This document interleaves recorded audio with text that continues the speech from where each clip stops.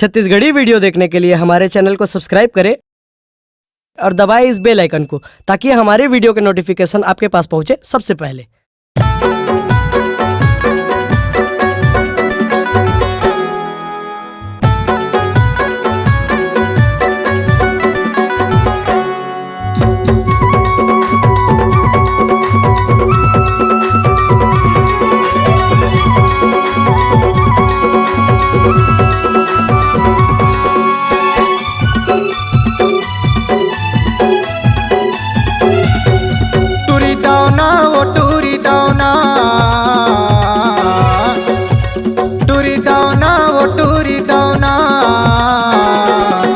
पैहा बना के मोला वो गोरी चल दे तय गौना। अरे पगला बना के मोला वो गोरी चल दे तय गौना। टूरी दावना वो टूरी दावना, टूरी दावना वो टूरी दावना। अरे पैहा बना के मोला वो गोरी चल दे तय गौना। अरे पगला बना के मोला वो गोरी चल दे तय गौना।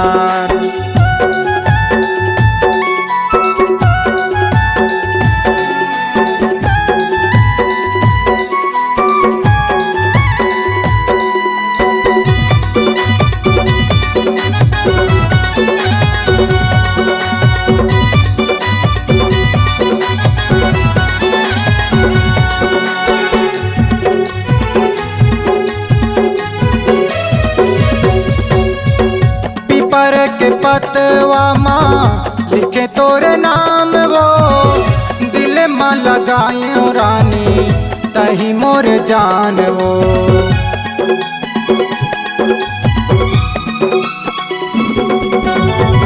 नैना लड़ा ले कई था आए तोरे गाँव माँ, हंसी मुस्कावत देखे पिपर के छाँव माँ। हंसी मुस्कावत देखे पिपर के छाँव माँ। मोरे मैना वो फूल कहना, मोरे मैना वो फूल कहना। अरे पैहा बना के मोला वो गोरी चल दे तय गौना। दीवाना बना के मोला वो गोरी चल दे तय गौना।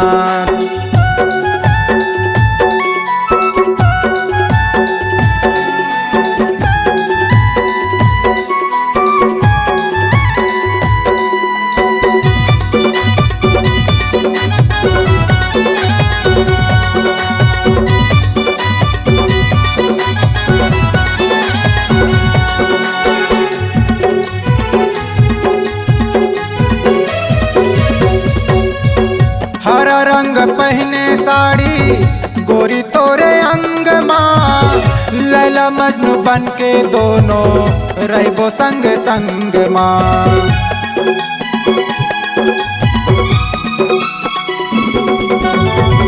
हाथ मिला ले कई था तोला महू गोरी, माया पीरित के तैहा बांधे ले न डोरी।